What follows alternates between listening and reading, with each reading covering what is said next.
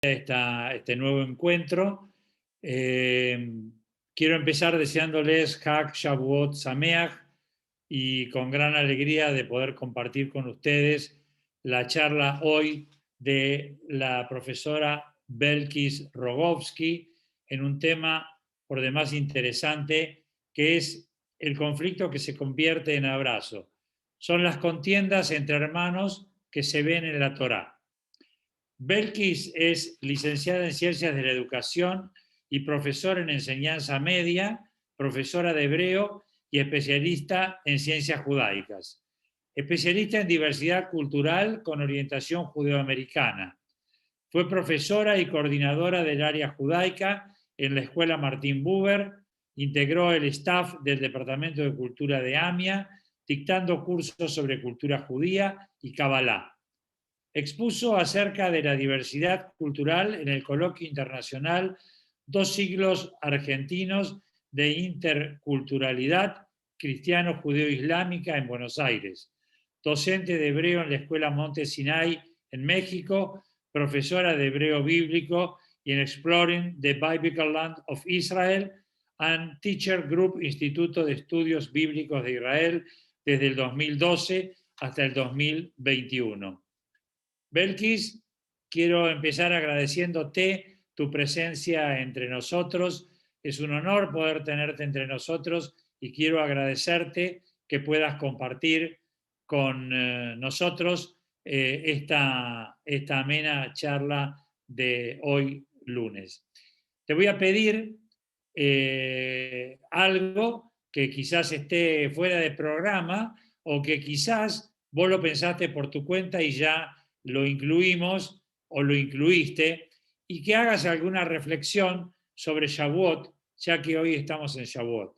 Bienvenida, Belkis, te dejo el micrófono y muchísimas gracias.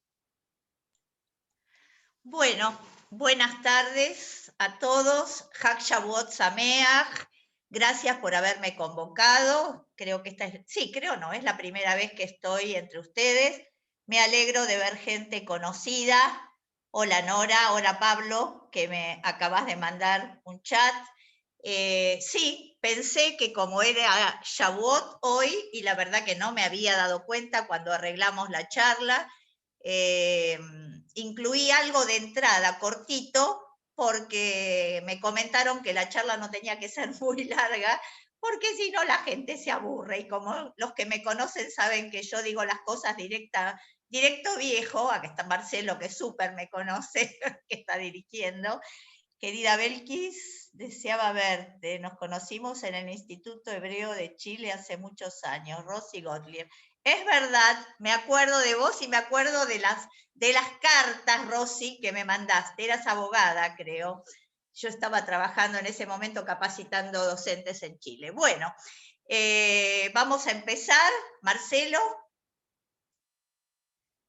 Chicos, lo que quieran preguntar también de Shavuot lo dejamos para después porque hice muy cortito.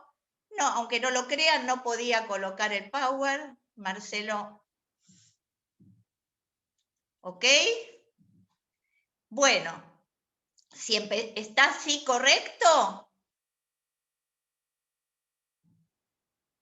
Perfecto, Belkis, adelante. Porque yo quiero ver. Ahí está, perfecto. Bueno, nosotros estamos hoy, ayer empezó Shavuot a la noche. Nosotros sabemos muy bien que dentro del calendario hebreo los días comienzan con la salida de la primera estrella, y esto tiene que ver con el Tanaj. Sí, a mí me gusta usar la palabra directamente Tanaj, no ni Antiguo Testamento, ni Biblia hebrea, cosa que no considero correcto para nada. La palabra es el Tanaj o la Mikra. Después, si quieren, vemos por qué. Pero comenzó, y eso sale de un versículo que dice, y fue la tarde, y fue la mañana, día 1, día 2, día 3. Ahí es que empezamos a contar la salida de la fiesta. Cuando empezó ayer Shavuot, que es la fiesta de las semanas, a pesar que se escucha Pentecostés por ahí, señores, no tiene nada que ver con otro Pentecostés. Esto realmente es la fiesta de las semanas, porque desde el segundo día de Pesaj hasta justamente ayer se cuentan 49 días y el día 50 es el día de Shavuot. Bien, pasa como... Bien, nosotros sabemos que la festividad anterior fue Pesaj, el 15 del mes de Nisan, donde, digamos, obtuvimos la libertad, porque esto sí queda para una charla muy grande, pero la libertad no es suficiente, no nos alcanza. Nosotros debemos acompañar a la libertad con justicia y con ley.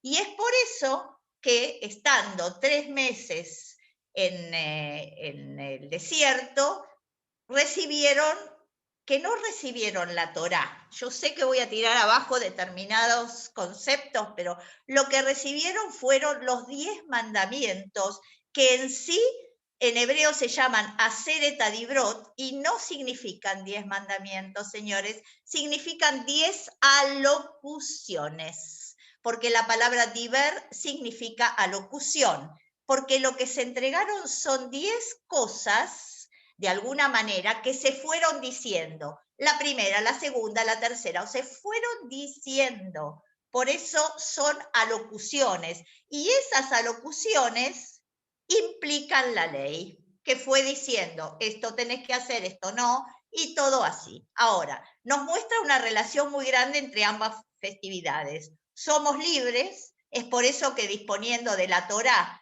como ley de los Aseret Adibrot, podemos conducirnos, actuar y pasar a ser pueblo. Acá les quiero comentar que la palabra am, que es pueblo, que la mayoría quizá la conoce y si no, no, tiene las mismas letras que la palabra im, la palabra con en hebreo. Nosotros sabemos que en hebreo las mismas letras con diferente puntuación tienen otro significado. O sea que am de pueblo, im de con, son, digamos, de la misma raíz, si podemos decir, a pesar de que cuando tenemos 2 letras nada más en una raíz es porque nos está faltando la tercera. El hebreo tiene todas raíces trilíteras y nos está faltando una tercera que a veces no sabemos realmente cuál fue. Ahora, ¿por qué am viene de con? Porque ser pueblo es estar uno con el otro. De ahí es que la palabra am viene de im, de con. Y de alguna manera nosotros tenemos el concepto Kol Israel Areivim Zelazé, que realmente significa todo el pueblo de Israel es garante, porque Arev significa garante, somos garantes uno del otro. Eso significa la ayuda, ser garantía uno del otro. Dale. Bueno, nosotros sabemos también que una de las costumbres más conocidas de Shavuot es la de permanecer despiertos durante toda la noche estudiando Torah. Cuenta el Midrash que en lugar de esperar despiertos y con entusiasmo este gran evento que pasó, el pueblo se fue a dormir. No tenían ganas, estaban cansados y dijeron, nos vamos a dormir, que nos despierten. Es por eso que se lleva a cabo este famoso Tikkun Leil Shavuot. O sea, se queda toda la noche, ayer a la noche la gente que se quedó estudiando, en donde se intenta no dormir, estudiando, reflexionando, pensando, aprendiendo con H y sin H, resignificando y hasta simbólicamente recibir como todos los años la Torá, los 10 mandamientos, con el fin de reparar lo ocurrido. Porque la idea es esa, se festeja Shavuot para pensar que estamos todos los años recibiendo nuevamente la Torá. Algo que tiene que ver mucho con la educación en el judaísmo, que es constante, es continua y debe ser permanente. Bien, así que ya que estamos en Shavuot estudiando, estudiemos y aprendamos todo lo que podamos acerca de un tema nuevo. Bueno, empezamos. Ok, hoy vamos a tratar un tema que es el conflicto que se convierte en abrazo. Adelante. Bien, nosotros sabemos que la palabra conflicto, de acuerdo al diccionario etimológico de Roque Barcia, es lo más recio de un combate. Es una lucha, es una pelea, es un choque, es una colisión. Y en hebreo, en ibrit, la palabra ma'avak, así se dice conflicto, Viene de una raíz compuesta por la Aleph, la Bet y la Kuf, y del arameo abak. Y esta raíz es polisémica. ¿Qué significa polisémica? Que tiene muchos significados. Muchos significados. Estos significados los vamos a ir viendo y vamos a llegar al final con el significado que vamos a compartir. Conflicto. Es la situación en la cual dos o más individuos, a causa de intereses adversarios, entran en desacuerdo. Es decir, que desde la aparición del hombre sobre la tierra surge el conflicto. El conflicto en relación a la fraternidad, o sea, lo que tiene que ver con frater, que viene en latín de hermano, ¿sí? Lo mismo ocurre en hebreo. La palabra aj significa hermano y la palabra fraternidad se dice ajavá. Ajavá, que viene de la misma raíz y justamente aparece en el Tanaj muy pocas veces, prácticamente. Entonces, vamos a ver qué pasa en los conflictos entre los hermanos. El mundo comenzó siendo complejo. Acá hay un problemita con Marcela Agosti, que no puede entrar, dice. El mundo comenzó siendo complejo, conflictivo y continuó siendo un mundo en que los objetivos y las metas de los otros se enfrentan a los nuestros. Pareciera que lo preparé y estamos hablando con todo lo que está ocurriendo en este momento, donde frente a un escenario hay más de una mirada, más de un enfoque, lo cual significa, a mi entender, que el conflicto estuvo, está y estará siempre presente. ¿Dale? Citaré el caso de 3 parejas de hermanos cuyo nacimiento describe el Tanaj. Y estas 3 parejas de hermanos, 2 de ellas son mellizos. Nos transmiten un mensaje de competencia, de odio, de intrigas, de envidias. El primer caso va a ser el de Caín y Hebel, ¿sí? Y lo digo como corresponde pronunciarlo. Y de paso, ya que veo que el tiempo, estoy mirando el reloj, va a dar, les explico que la palabra Hebel significa aliento. ¿Sí? ¿Y por qué se llamó así? Porque este muchachito vivió lo cual un aliento, vivió 7 versículos. De ahí su nombre. Su vida fue tan corta como un aliento. De la misma manera es que la palabra Hebel en hebreo también se traduce como vanidad. Si alguien de ustedes conoce el Eclesiastés, cuando empieza dice Hebel Habalim Akol Habel Amar Coelet, vanidad de vanidades, todo es vanidad, dice el Eclesiastés, así se traduce. Y la realidad es que ahí no dice vanidad de vanidades, dice aliento de alientos, todo es un aliento, dice el Eclesiastés. ¿Por qué se traduce como vanidad? Porque la vanidad es tal cual un aliento, es efímera. De ahí es que el nombre en hebreo Hebel se usa también para vanidad. ¿Y por qué se llamó Caín? Porque su mamá cuando lo tuvo dijo, Kaniti ish et Elohim, adquirí o compré un hijo de Dios. De ahí los nombres. Entonces, acá hay claramente un problema de celos y envidia entre hermanos que conduce al asesinato. Dale. Comenzaremos con Caín y Hebel, lo tenemos en Génesis 4. Desde el abordaje de la literalidad, que lo llamamos peshat en hebreo, porque nosotros tenemos en el judaísmo 32 formas de interpretación, señores. Empezaron siendo 7 con Hillel, siguieron siendo 13 con Rabí Ishmael y pasaron a ser 32 con Rabí Yossi Aglili, que es las que tenemos hasta el día de hoy. Lo más común es la literalidad. Y si algo tenemos en el judaísmo es que no hay literalidad. Todo es interpretación de interpretación.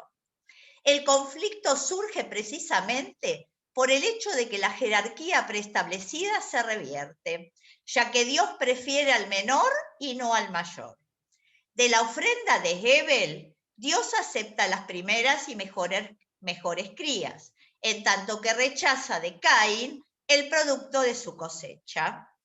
¿Vale? más allá de los límites que impone una lectura literal, vamos a ahondar en otras fuentes que intentan explicar el fratricidio en su profundidad.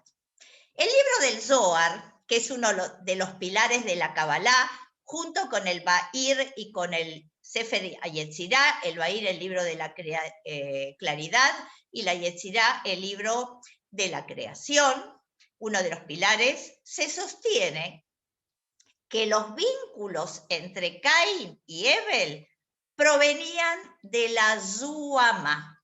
Señores, la palabra zium hoy en día en hebreo con esta misma raíz significa contaminación.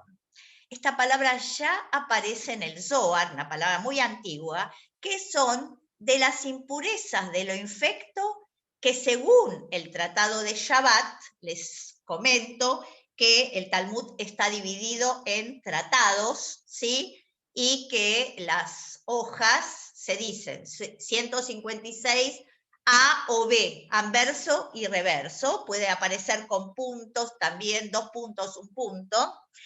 ¿Qué dice? Que la víbora colocó dentro de Eva, bueno, en hebreo, Javá, que quiere decir madre de todo lo vivo, al incitarla a comer del fruto prohibido. ¿Qué es esto? Que hubo un proceso por el cual la víbora colocó lo infecto, lo impuro, dentro del vientre de Javá, y es por eso que Caín nació de esa manera, con esa violencia, digamos.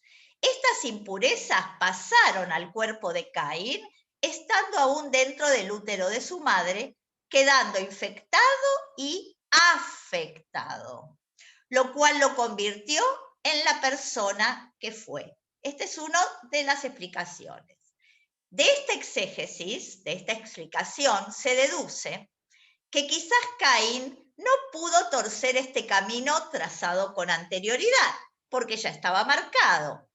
Simultáneamente, la exégesis anuncia que ellos discutieron por una melliza, que lo que dice el Tanaj realmente, que aceptaron unas cosas, no aceptaron otras, no es lo que es. Es el pshat, como dijimos, la literalidad.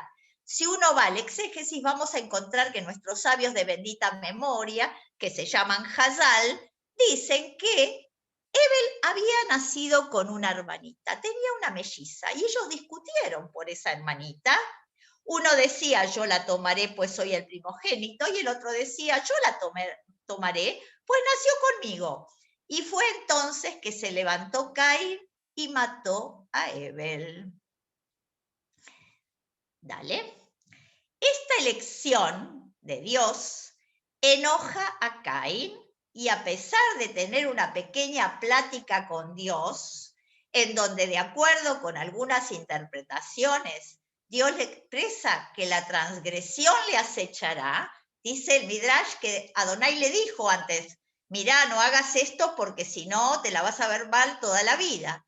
Pero es que estará en él sobreponerse a ella. Sin embargo, decide matar a su hermano. Es interesante destacar que el Tanaj abunda en ejemplos en los que el menor, siempre el menor, es el preferido. Y lo mismo el hijo de la mujer amada. Si nosotros pensamos, por ejemplo, en el hijo de la mujer amada, vamos a ver que David tuvo muchos hijos. Sin embargo, fue Shlomo, el hijo de Bathsheba, el hijo de Betsabé, quien fue elegido para ser el famoso rey. Adelante. Los acontecimientos mencionados anteriormente saben relacionarse con el simbolismo judío. Dentro de la mística judía, y vamos a hablar algo de Kabbalah, se habla de 10 sefirot, de 10 emanaciones o atributos de Dios sobre la tierra. Estas emanaciones forman el llamado Etz HaChaim, el árbol de la vida, y son homologables a diferentes partes del cuerpo humano. ¿Vale? Acá les agrego que, aunque mucha gente no esté de acuerdo, las 10 sefirot tienen el mismo lugar que los chakras, de alguna manera el mismo lugar. Considero que en el caso de Caín y Abel, el conflicto podría ser explicado por medio de 3 sefirot. Para una mejor comprensión diré que la primera sefirá, que es Keter, la de encima de todo, que significa corona, y que es el punto cero, o sea, lo que se llama Ain, nada, y que la Kabbalah explica que todo proviene de la nada. Es el principio de nuestra existencia, es Ain y es nada. Y de acá les comento algo que ahora me acordé. Si ustedes hacen temurá, metátesis de la palabra aní, yo, van a ver que sale Ain. O sea, por eso se dice que soy yo con las letras de la nada. Que aní, yo, soy yo con las letras de la nada. Bueno, eso daría para toda una charla de Kabbalah y de Gimatria. Esta sefirá se homologa con el cerebelo. Dale. La segunda sefirá, que es Jochma, que es sabiduría, se homologa con el hemisferio derecho del cerebro, donde aparece la intuición. O sea, tenemos Keter, Jochma, y ahora vamos a ver, la tercera es Bina, discernimiento. Esto es muy interesante desde el Ibrit porque viene de la palabra Bein, entre. Piensen que en el hebreo, para entender, la raíz de entender es justamente entre. Para comprender hay que saber distinguir o discernir entre una cosa y la otra. O sea, aparece el discernimiento, aparece el pensamiento inductivo y deductivo ya, y se homologa con el hemisferio izquierdo del cerebro. O sea, que para acceder a la intuición y con ella y a través de ella al discernimiento, para ir de Jochma a Biná, tendremos que dejar de lado nuestro ego, señores. O sea, nuestro ahí.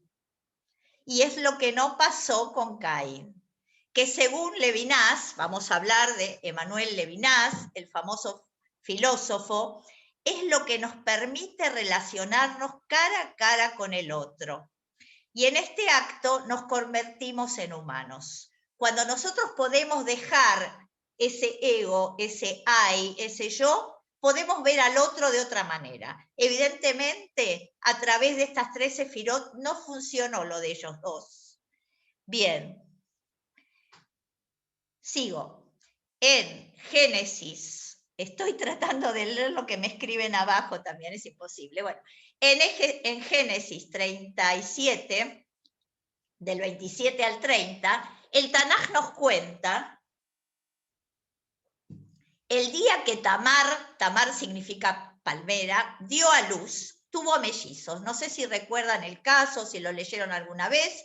Este es un capítulo interesantísimo de la Torá, de Breishit, donde un señor que se llamaba, uno de los hijos de Jacob, Yehudá, se casó, lo hablamos en palabras modernas, digamos, con una señora que no figura su nombre, y tuvieron 3 hijos. El primero se llamaba que significa despierto, el segundo se llamaba Onan, que significa potencia, y el tercero se llamaba Shela, que significa tranquilidad. Cuando el primero tenía edad, digamos, ya de casarse, el papá, como era costumbre, le buscó a alguien con quien casarse y se casó con Tamar, digamos. Esta pareja, cuenta el Tanaj que él no quiso tener hijos de ella, no se sabe el por qué, y Dios se enojó por ello, y porque él eyaculaba fuera de la vagina, eso que después se llama onanismo, de Onán, vamos a ver del segundo caso, y bueno, finalmente Dios se enoja con él y lo mata. Hay que cumplir lo que en el medioevo pasó a llamarse levirato, de liber o levir en latín, que es cuñado, y le dieron al segundo hijo para que no pierda la descendencia, la familia. Bueno, el segundo se llamaba Onán.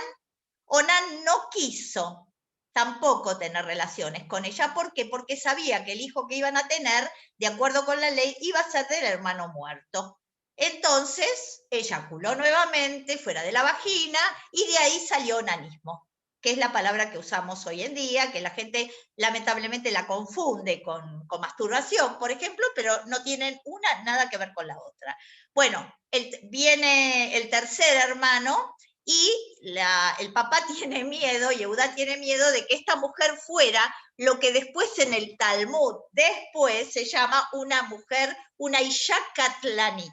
O sea, una mujer que destruye completamente todo. En el Talmud dicen, una mujer que mata a 3 maridos es una mujer destructiva completamente. Bueno, la cuestión es que el papá le dice que se quede en su casa y que va a esperar a que Sheila crezca. Ella en un momento se cansa, se entera que su suegro queda viudo y lo engancha vistiéndose de prostituta, muy típico estando en un cruce de caminos. Y bueno, de esa relación nacen mellizos, que son los famosos mellizos acá que cuenta, que voy a hablar de ellos.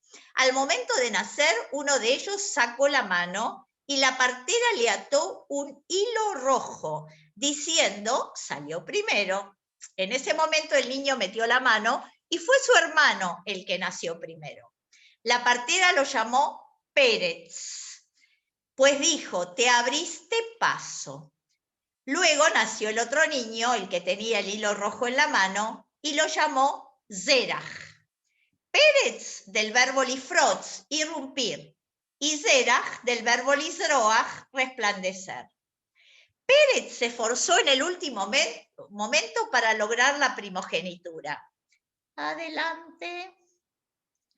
Y yo considero, en este caso, que el conflicto, en este caso de la primogenitura, antes era, dijimos, por Keter, por Jochma y por Biná, no pudiendo dejar el yo de lado. En este caso, entre Zerach y Pérez, tiene su origen en las manos.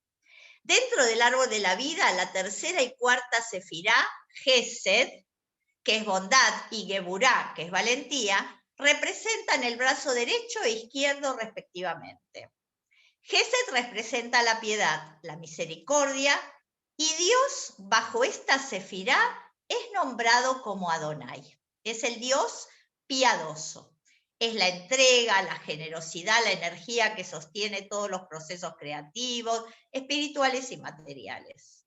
En cambio, Geburá es un Dios riguroso, por eso lo llamamos Elohim. Dios impartiendo severidad en la ley. Miren, si ustedes, a alguien le gusta investigar y se toma el trabajo de ver el primer capítulo y medio de Bereshit, de Génesis, va a ver que no aparece el nombre de Adonai para nada. Aparece todo con Elohim, porque la creación está hecha 35 veces con la rigurosidad de la ley. Recién después aparece Adonai, donde lo decimos en Ibrit, Midat Adin y Midat Rahamim, o sea, es la medida de la ley y la medida de la piedad. Gesed acerca con el amor, resplandece, y Geburá aleja con la irá. La palabra irá en hebreo es el temor reverencial, por eso irrumpe. Dale. Pérez y Zerach son quizás la pareja menos conocida, pero no por eso menos importante, pues nos muestra que el conflicto fraternal comienza también dentro del vientre de su madre Tamar. Parece un episodio divertido, que Zerach saque su manita del útero y la partera le coloque un hilo de color púrpura, pero para la partera era importante saber quién era el primogénito. Dale. ¿Cómo continuaron sus vidas? Más tarde el Tanaj nos informa que Pérez fue el hijo preferido y Zerach simplemente fue borrado de las páginas de la historia y sus descendientes no son nombrados ni recordados. En contraposición a esto, Pérez aparece en el rollo de Ruth, donde está escrito que de su familia desciende el rey David. En Shavuot leemos el texto de Ruth. Dale. En 2 de los casos citados aparece con relevancia el concepto de primogénito. ¿Qué significado e importancia tenía la primogenitura? Muchísima. En las culturas mesopotámicas, en todas, el primogénito gozaba de privilegios. El padre lo bendecía con una bendición individual y específica. ¿Dale? Y la palabra tenía un valor muy importante. Lo dicho no podía ser repetido o cambiado de destinatario. Y por eso vemos que cuando en Jacob y Esaú, lo vamos a ver enseguida, cuando Esaú se entera que el papá ya lo había bendecido a Jacob, grita, dice el Tanaj, un grito enorme y amargo, porque sabe que no hay vuelta atrás. Recibía además el doble de la herencia normal, es decir, la primogenitura tenía una dimensión espiritual y otra socioeconómica. Y pasamos a Jacob y a Esaú. En el caso de Jacob y Esaú, bueno, Jacob, si les interesa, viene de la palabra Akev, que significa talón. Akev Aquiles, el talón de Aquiles, porque Jacob vino agarrado del talón de su hermano Esaú. Esaú no sabemos hasta el día de hoy qué significa, al igual que no sabemos Goliat, por ejemplo, qué significa. La exégesis bíblica sostiene que el conflicto comenzó dentro del vientre de su madre Rivka, que significa la atada. En Génesis 25, entre el 22 y el 23, se expresa: pero como los mellizos se peleaban dentro de su vientre, ella pensó, si esto va a ser así, ¿para qué seguir viviendo? Entonces fue a consultar el caso con Dios y él le contestó, en tu vientre hay 2 naciones, 2 pueblos que están en lucha desde antes de nacer. Uno será más fuerte que el otro y el mayor estará sujeto al menor. ¿Vale? Considero que el conflicto por la primogenitura de Jacob y Esaú surge de los pies. Esaú es el primogénito y Jacob sale agarrado del talón de su hermano. Talón que en hebreo se dice Akev, de aquí su nombre. Algunos sabios dicen que al salir agarrado de su talón, ya le estaba indicando que no le haría fácil y simple su vida. Dentro del árbol de la vida, ambas piernas están representadas por la 7ª y 8ª sefirá, Netzach y Od. Netzach significa eternidad y al mismo tiempo este verbo indica la persona que dirige una orquesta. Lenatzeach Tizmoret, por eso es que un montón de mismorim, de cánticos del libro de Teilim, de Salmos, comienzan la Menatzeach Shir Mizmor, al que dirige la orquesta.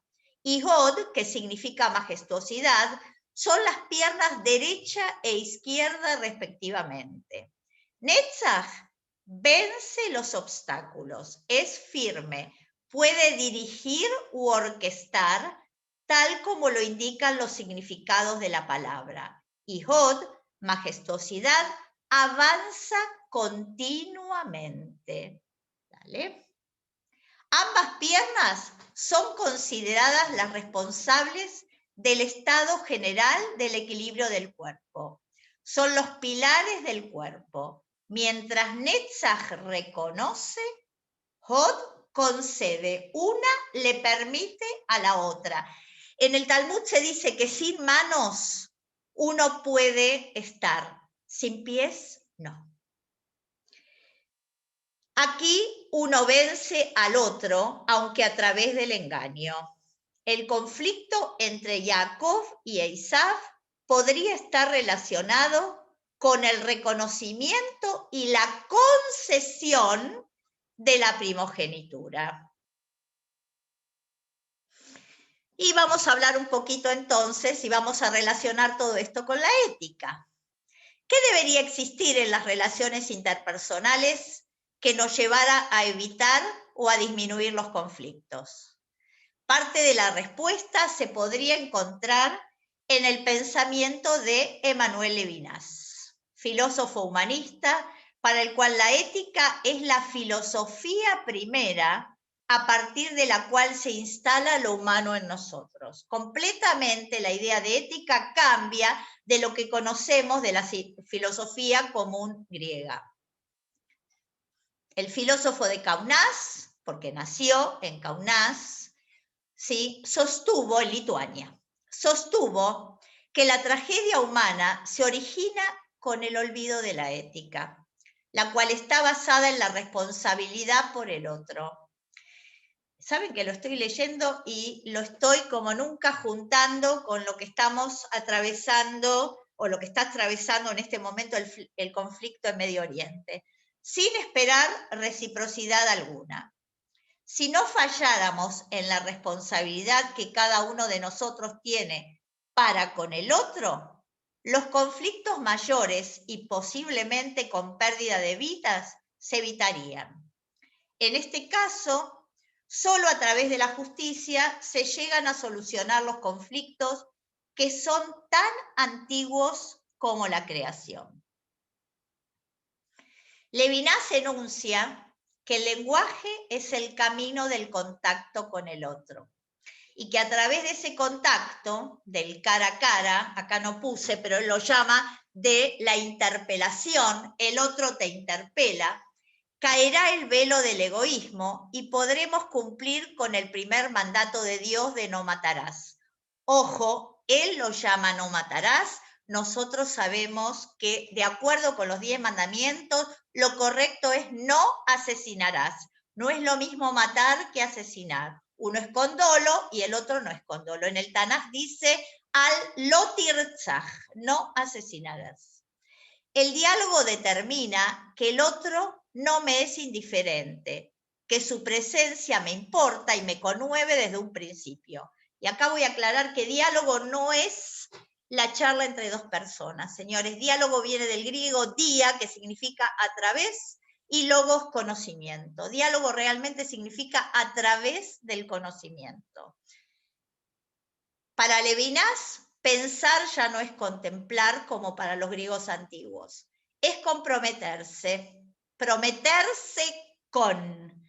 Es tener conciencia del otro, pero no como alguien parecido a uno, sino como una total desidentidad. El otro como diferente a mí. Con la violencia pretendo someter al otro, pretendo reducirlo, poseerlo, matarlo. Volviendo al texto bíblico, finalmente Jacob y Esaú se reencuentran. Miren qué interesante. Y se reconcilian. Esaú corrió a su encuentro y echándole los brazos al cuello lo abrazó y lo besó. Los dos lloraron. Después de la emoción hubo preguntas de Esaú a Jacob. Hubo encuentro de las familias. Hubo reflexiones. En conclusión, hubo diálogo. Y finalmente ambos hermanos se separaron en paz, pues depusieron sus respectivos yos. Dejaron la violencia de lado, no negaron la identidad del otro y pudieron ser cercanos y a la vez diferentes. Aquí me voy a permitir traer la última parte de la significación de la raíz que enuncié en hebreo de la palabra ma'avak.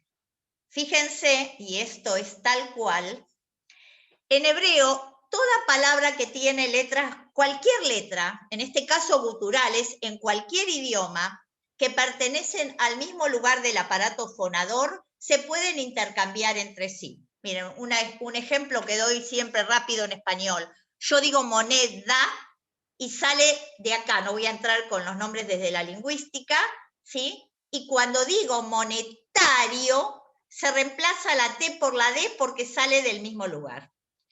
Lo mismo, por ejemplo, en hebreo ustedes deben haber escuchado en el libro Shulamit y Shunamit, la Sulamita y la Shunamita. Pertenecen la L, la M, la N y la R, si ustedes se toman el trabajo de colocarse el dedo en la nuez de Adán, cuando las pronuncian van a ver que vibran. Pertenecen todas, salen del mismo lugar del aparato fonador.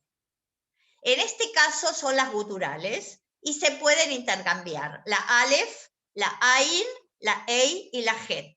Entonces, se sabe que según el diccionario antes nombrado de Ben Shoshan, esta raíz, la de Avak, la de Maavak, la de conflicto, se considera cercana al verbo lajabok y lejabek, que significa abrazar en hebreo. O sea, la Aleph del comienzo cambia por Het.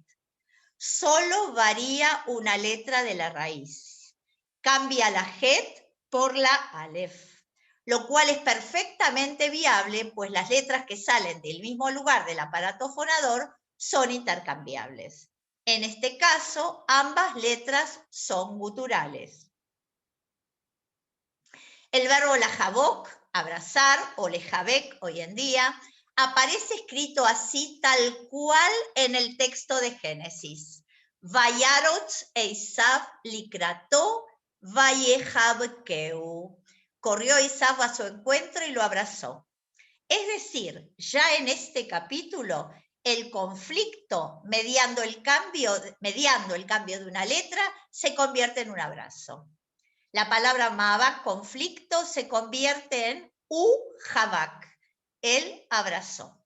Bueno, y esto les puse. Es mi deseo que lo ocurrido en este capítulo del Tanaj pueda y sea imitado por todos aquellos que tienen conflictos, incluidos nosotros mismos, y que elijamos ser cercanos, aunque seamos diferentes. Y puse amén y sela, que no es exactamente lo mismo, pero se usa. Lo que voy a aclarar acá, por la hora, alguien me comentó acerca de la relación entre Itzhak e Ishmael, justamente por lo que está ocurriendo en el conflicto en el cercano oriente.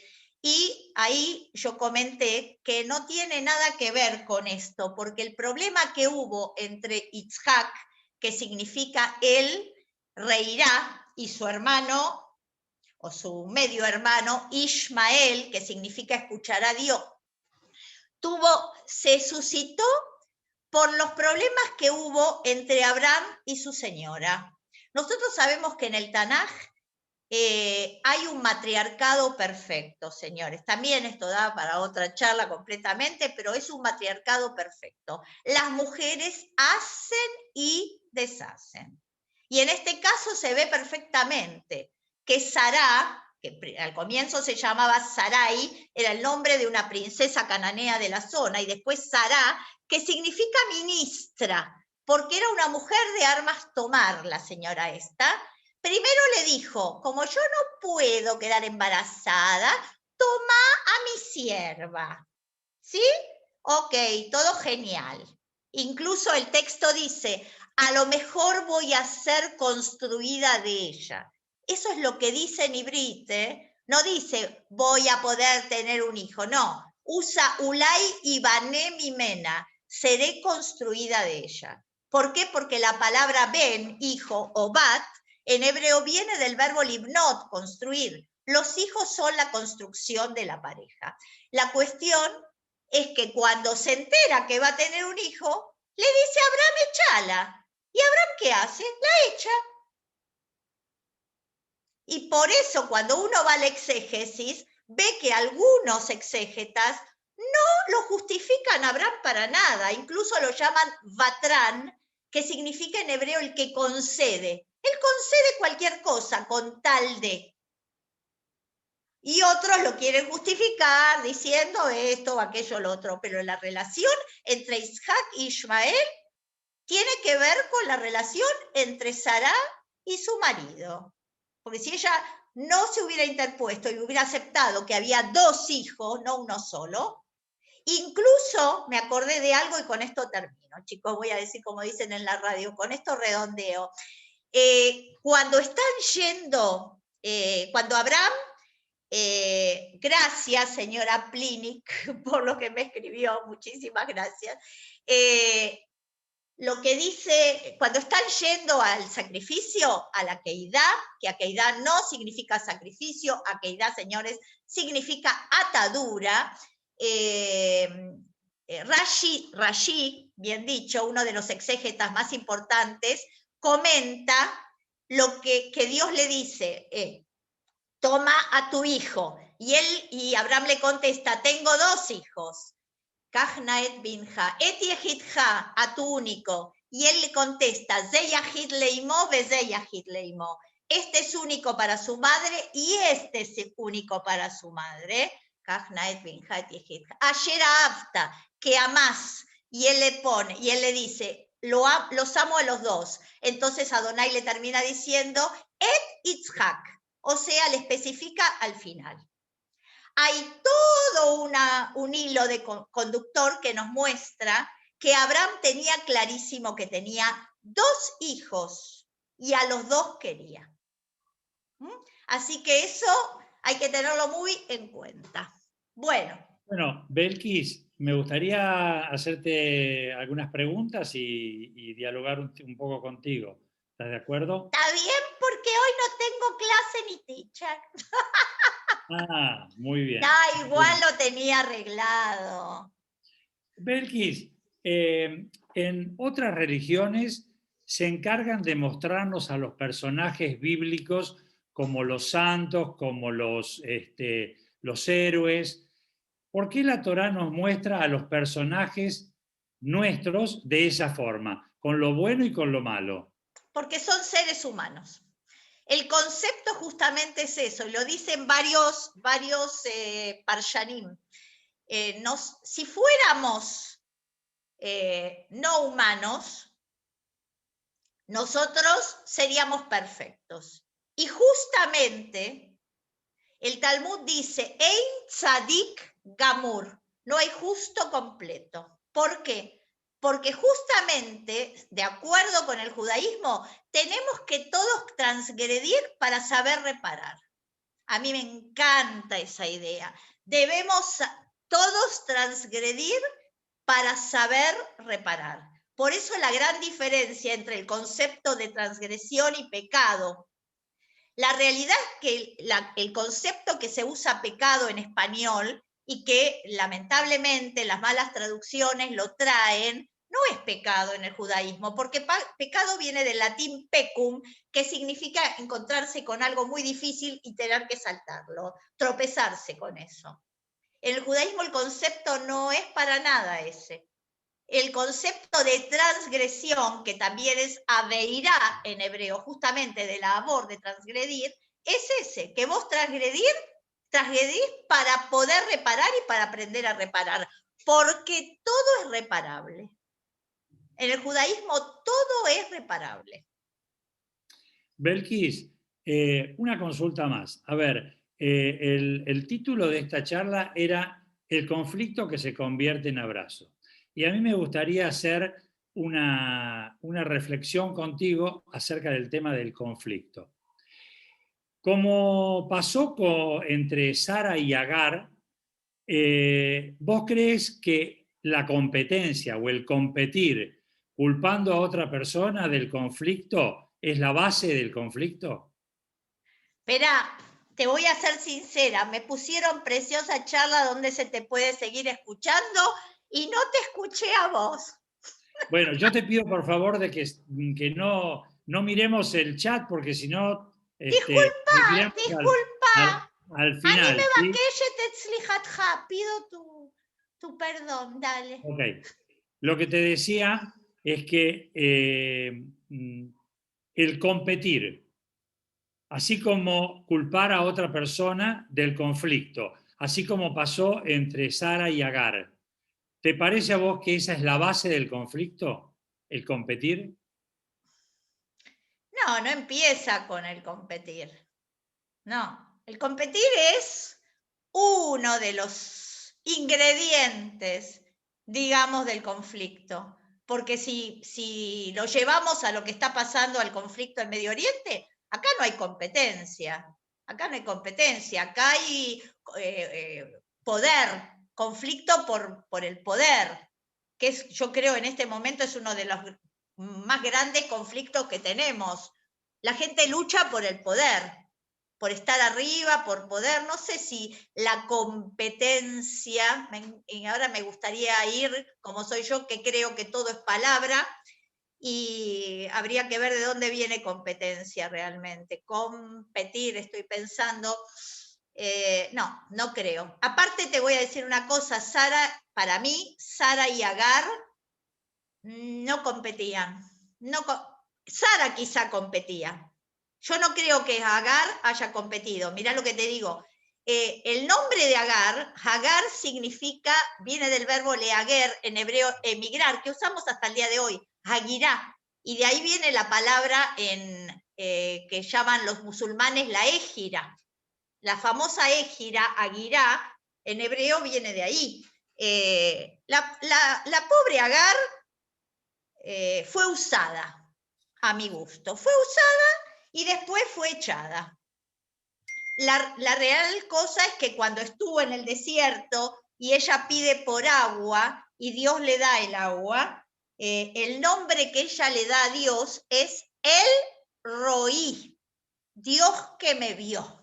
Y ahí es muy interesante también, porque ella siente que tiene una conexión con ese Dios que a lo mejor no tiene nada que ver teóricamente, entre comillas, para algunos con ella, porque ella estaba fuera del grupo. Sin embargo, era así. Yo no creo que haya competencia entre ellas.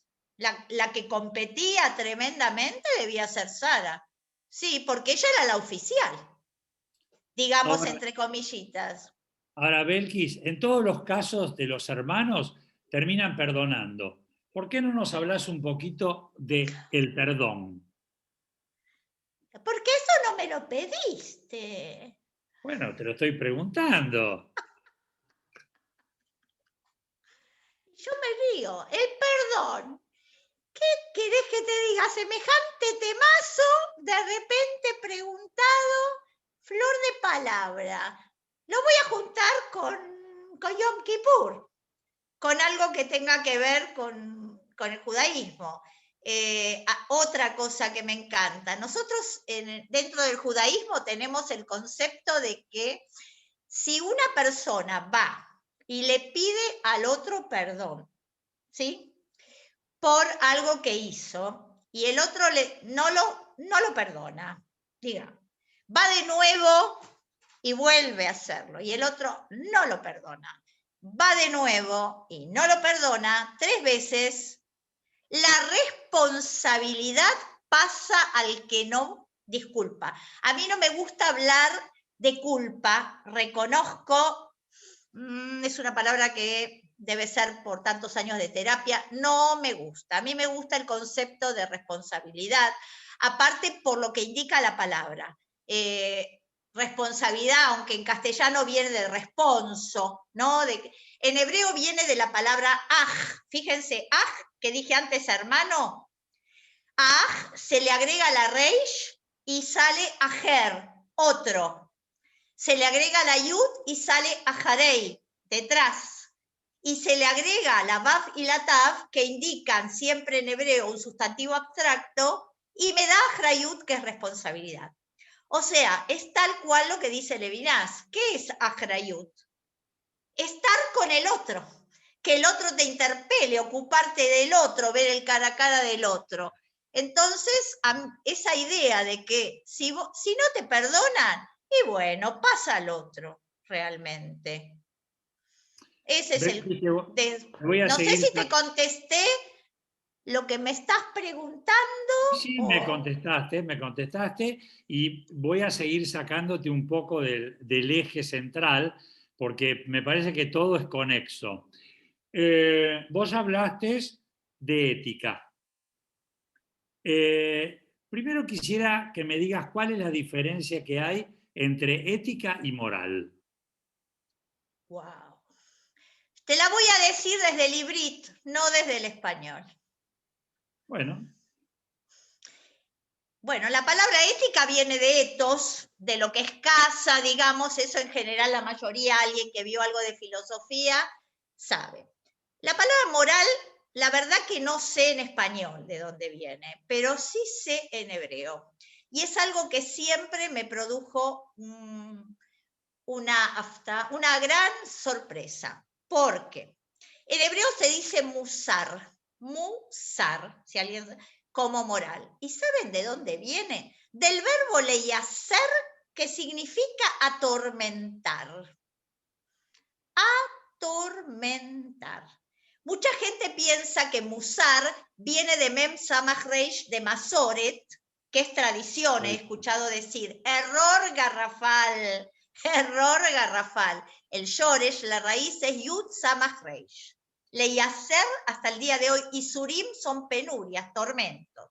O sea, que la letra con sangre entra desde la antigüedad. Pensemos que eso era muy, muy común. Piensen que la palabra disciplina en español viene de discípulo, un pequeño látigo con el que se azotaba al discípulo. De ahí viene disciplina. Entonces, ahí me dice, moral viene de mor es costumbre. Gracias, Pablo, nosotros no es la primera vez que trabajamos juntos. Así que realmente, bueno, si viene de costumbre, más que más. No me encanta realmente, pero sí me llama la atención cómo ética es algo, me suena ética más a costumbre, más a algo que aprendimos desde chicos como costumbre, que aprendimos a comportarnos. Yo tengo una frase que era de mi papá, que muchos la deben tener. Mi viejo no tenía ilustración, pero sí tenía una educación, como digo yo. No sé si había terminado un cuarto o un quinto grado en el campo, pero siempre me decía, Zaina Mensch, hay que ser gente. Eso era algo que me repitió hasta el cansancio. Y me decía, estudia, estudia, estudia, que lo que vas a tener adentro de la cabeza no te lo va a sacar nadie. Ese tipo de cosas que me han quedado tremendamente grabadas, y yo siento que eso es, o lo que dice Pirkei Avot, que dice, Bemakom shein anashim ishtadel liot ish. Si no me equivoco, es Pirkei Avot 2:15 o algo así. O sea, en el lugar donde no hay personas, tratas tú de ser una persona. Yo creo que eso es ética. Y moral, no sé qué es, no me convence, voy a decir nunca. Me gusta mucho más ética.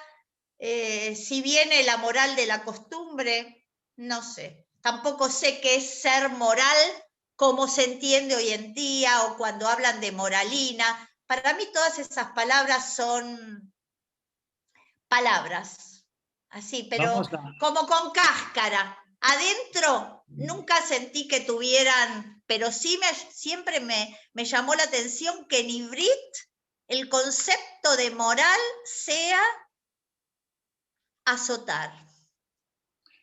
Belkis, a ver, vamos a meternos un poco más adentro del tema.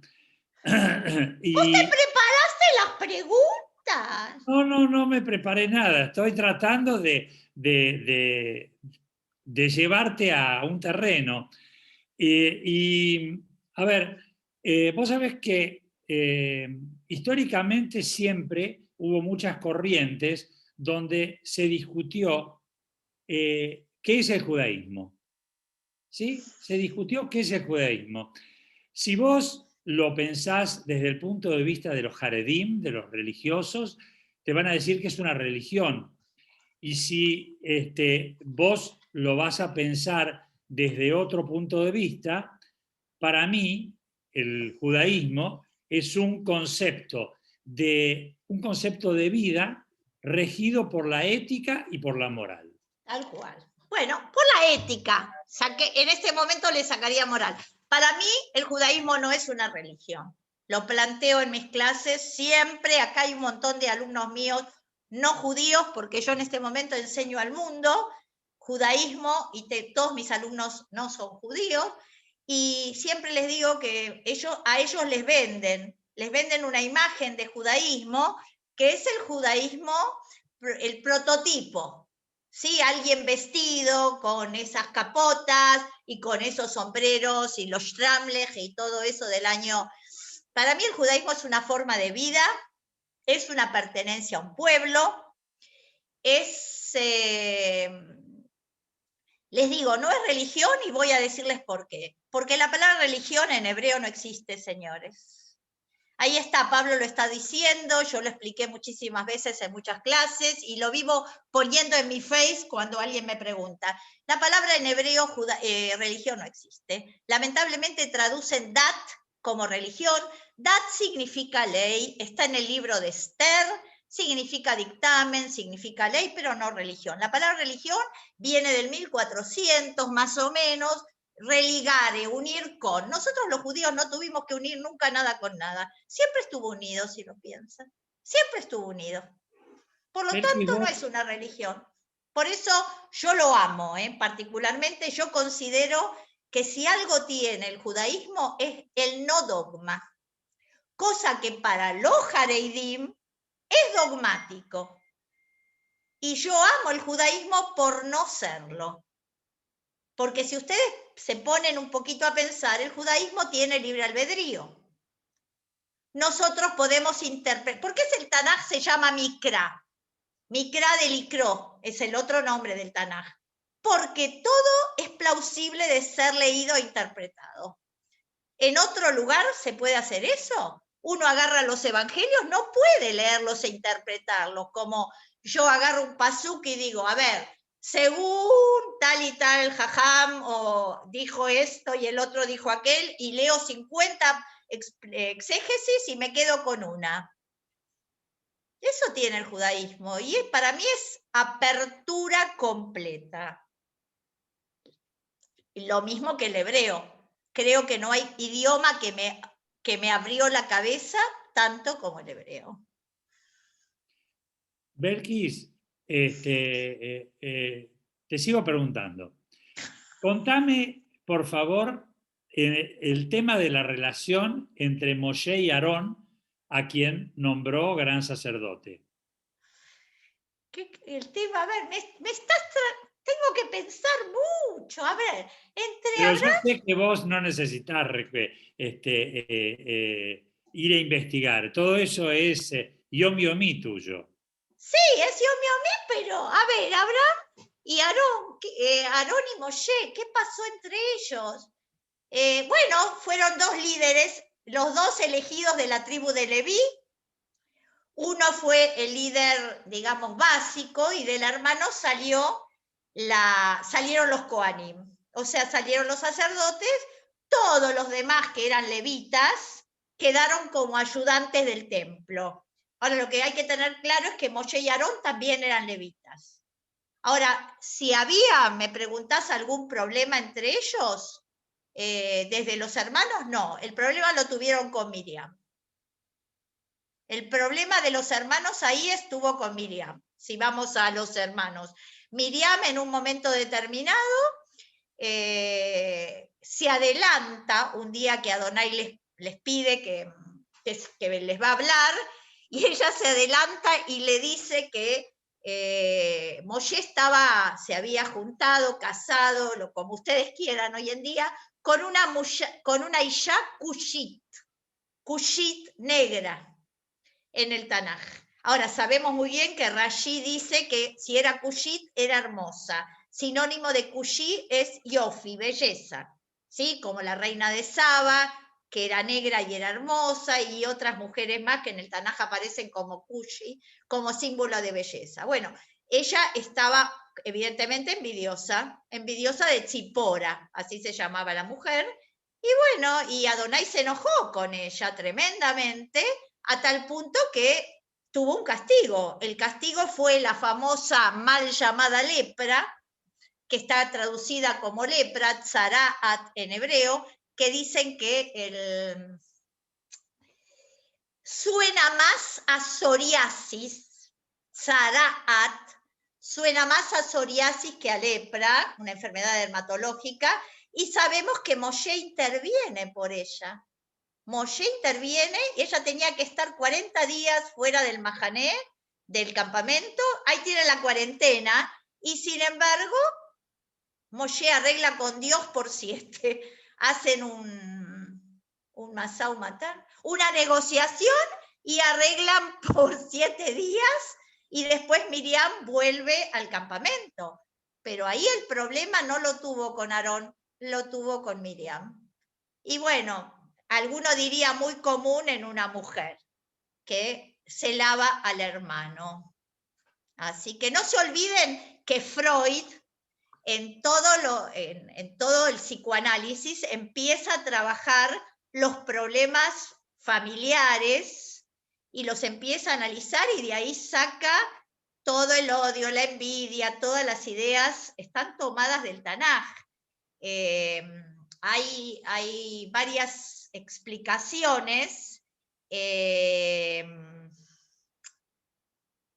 Hay varias explicaciones que de alguna manera la conversión, si a lo mejor está acá, no voy a dar el nombre, yo le doy clase a una mujer psicoanalista genial, para mi gusto, y ella sostiene siempre que la conversión al judaísmo de Freud fue el psicoanálisis.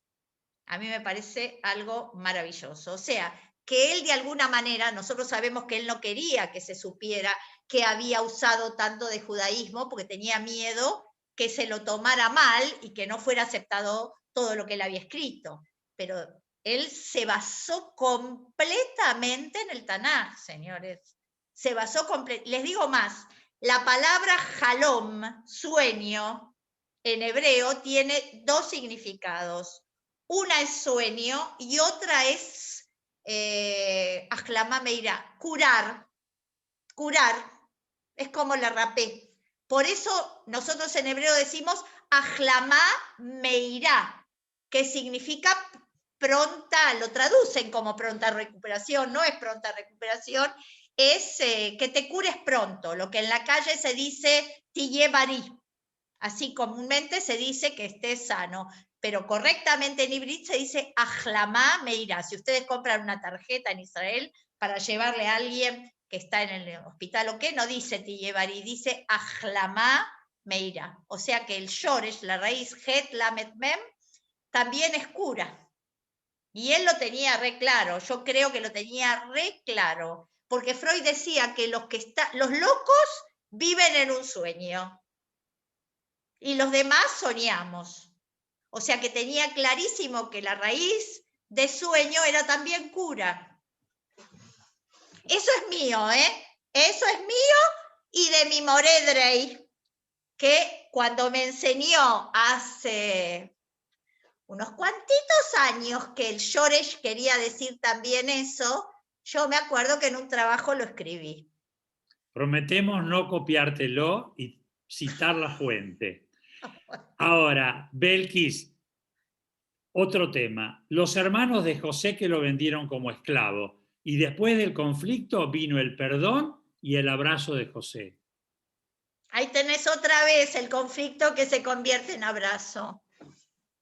Ahí tenés de nuevo. Bueno, lo de Yosef es también muy especial porque Yosef, pobrecito, se amaba y él mismo se armó que lo odien. Se ve perfectamente. Si algo hace, es mostrarle a sus hermanos que él es el mejor. Todo el tiempo se los enrostra. Se los enrostra y se los enrostra y se los enrostra, y con sus sueños y con sus cosas, y bueno, lo terminan odiando. Ahora, fíjate que a pesar de todo, Yehudá le dice a los demás, bueno, no lo matemos, tirémoslo al pozo. Y bueno, y así está armado el relato. Chicos, y voy a decir algo que a lo mejor nosotros sabemos que todos estos relatos realmente son mitos, ¿no? Porque, perdón, para los que cada uno tiene derecho a creer con fe, como digo yo, ciega. Pero yo que estudié todo esto, no es que no sea creyente, pero tengo clarísimo que todos estos relatos, como en cualquier texto, como en cualquier canon de cualquier credo, como en el Gilgamesh Epoch, en el Enuma Elish, en el Popol Vuh de los mayas, en lo que sea, Estos son mitos, señores. No por nada el Mabul, el diluvio aparece en 220 culturas. No por nada, son todos mitos. Entonces, esos mitos se fueron armando y lo de Yosef es hermoso, pero nosotros no tenemos ninguna Teudá, no hay ningún documento de nada. El Tanaj no es historia, el Tanaj es historiografía. El Tanaj es historiografía. Belkis, le voy a mandar la grabación a los Haredim de Israel, pero no te enojes. Mandale, yo sé que, escúchame, lo puedo decir acá sin problema. Yo No, enseñé es un, 15 años seguidos, sin problema, Kabbalah en Amia, es un chiste, es un chiste. hasta que tomó un señor la No, parte no, no, no, de no, no, cultura. no, no Bueno, entremos, no, porque eso es la Shona Ra. No vamos a hacer está la bien. Shona Ra acá, ¿está bien? Para mí no es Respetemos leyenda para rara, que pero nos no importa. respeten. Bueno, dos preguntas y terminamos, ¿sí? Dos preguntas y Ah, terminamos. está feliz también. Sí, Mira, vos antes tocaste el tema de los hijos de Abraham, Isaac e Ismael, y dijiste que no tenían relación con el conflicto actual en Israel. Y yo sé el 1 por millón de lo que sabés vos, pero a mí me lleva a pensar que de Ismael descendieron los ismaelitas, que son los primos, o sea que son los árabes. Y de Isaac nació digamos, la parte de las otras tribus. Esta pelea que está habiendo en Israel entre palestinos y Yehudim, ¿no es la misma lucha? ¿No está siguiendo la misma lucha? mira, yo exactamente no dije que no tiene que ver con la lucha de hoy. Lo que dije es que el problema no surgió de ellos. Ellos no fueron los responsables del problema. El pobre Ismael fue echado en eso. Y ojo que yo no justifico el conflicto, estoy a favor completamente, ni que hablar, y en contra de Hamás y de todo lo que sea. Pero leyendo el Tanaj, tengo claro que lo echaron a Ismael, no le permitieron. En un momento, si usted, no, hay que ir al texto, hay que ir a la fuente. En la fuente Sara le dice, te estás burlando de mi otro hijo, le dice en un momento. Atametzahek. Y la realidad es que, y ahí no cuenta en ningún momento que Ismael se burlaba. ¿Sí? Es lo mismo que en otros problemas. Ahora sí, de ahí salió el problema. De ahí salió después cuando Ismael se fue y andás a ver qué resentimiento le quedó adentro. Bueno, Ahí está el asunto. precisamente en Ismael quedó el rencor. Por eso, bueno, el Tanaj dice que Shomer Tina, que es guardar rencor, no hay que hacerlo, pero la realidad es que más bien, si a vos te hacen todo lo que le hicieron a Ismael, si existió, más bien que te vas a quedar resentido. Por eso te digo, ellos no fueron los responsables, pero por lo que pasó, al otro lo echaron y se fue. Y andás a ver, bueno, en el 700 creo que fue, en el 722 aparece Mahoma, o 762, no me acuerdo. En el 120, creo que es el 722. Así que ahí aparecieron. Y con todo este asunto, y después del 48, la bronca que tuvieron porque se hizo, ahora la realidad, el problema es que palestino, un Estado palestino no hubo nunca. Eso es una cosa que cuesta mucho mostrarla. No hubo nunca un Estado palestino. Belki, voy a tomar como última pregunta y cierre, voy a leer una parte de tu charla que vos dijiste y dijiste que el conflicto estuvo, está y estará siempre. ¿Vos creés que ese es el futuro entre palestinos e israelíes? Yo creo que sí. Es muy difícil que esto se arregle. Muy, pero muy difícil. Yo creo que se va a quietar de nuevo y que cada tantos años recrudece. Esta vez fue muy duro y la realidad que esta vez fue de ellos. porque de un día al otro, en unas horas, empezaron a tirar, empezaron a esto, y están muy pertrechados, Todo el dinero que fueron recibiendo lo invirtieron en armas, en vez de arreglar la zona. La gente sabe que no hicieron absolutamente nada, pero bueno, yo lamentablemente creo que esto va a seguir. Sí, yo en esto no soy optimista.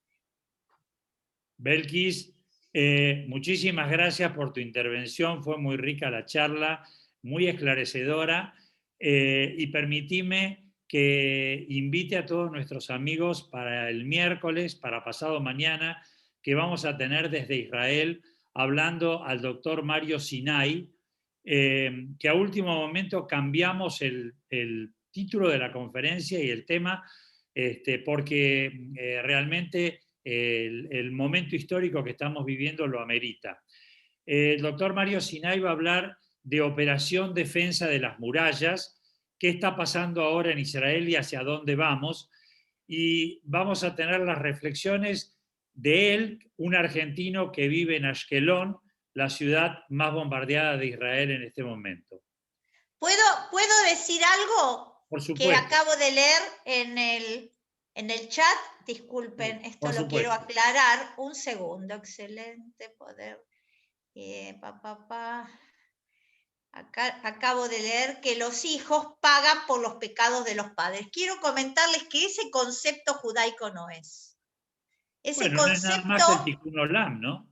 ¿eh? No es nada más que el Tikkun Olam. Los hijos vienen a terminar lo que dejaron inconcluso los padres. No, el Tanaj dice, hasta la época de Isaías y Jeremías, dice que Abot Achlu Boser Beshinei Abanim Tikena, que quiere decir, los papás comieron una fruta de mala calidad, vamos a decirlo rápido, y los hijos tienen por eso los dientes cariados. Ese era el concepto hasta Jeremías y Isaías. En ese momento cambia completamente el judaísmo y pasa a ser Ish Vegetó Yumat, que quiere decir cada uno muere por lo que hace. Cada uno es responsable de sus actos. No, muy bien, los hijos no son. Bueno, disculpen. Muchas gracias. Los esperamos el día miércoles en Nombres de Amigos por Israel. Te agradezco infinitamente tu participación, te agradezco y esperemos que en algún otro momento podamos tratar otro tema juntos con la misma claridad y con la misma voluntad que vos tuviste y el trabajo de hacer el PowerPoint tan enriquecedor, que por supuesto me lo voy a guardar, pero no lo voy a copiar. Lo voy a guardar y si alguna vez tengo que usar algo, voy a citar la fuente como corresponde. En el Talmud dice, Mishe Omer Dabar Beshem Ombro, Meibige Ulala Olam. El que nombra y escribe algo en nombre de quien lo dijo, trae la redención al mundo. Muy bien, muy bien. Muchas gracias, amigos por Israel. Quiero agradecer especialmente hoy a Marcelo Benveniste, que nos ayudó en la parte técnica del Zoom, porque la verdad es que uno solo es muy difícil hacerlo y mi coequiper hoy no podía estar. Así que gracias, Marcelo. Gracias, amigos por Israel, y los esperamos con Mario Sinai el miércoles desde las 19 horas en el horario de siempre. Gracias, Belkis, y que tengan una buena semana. Igualmente, un beso para todos. Gracias. Shalom. Escribime, Rosy. ¿A dónde?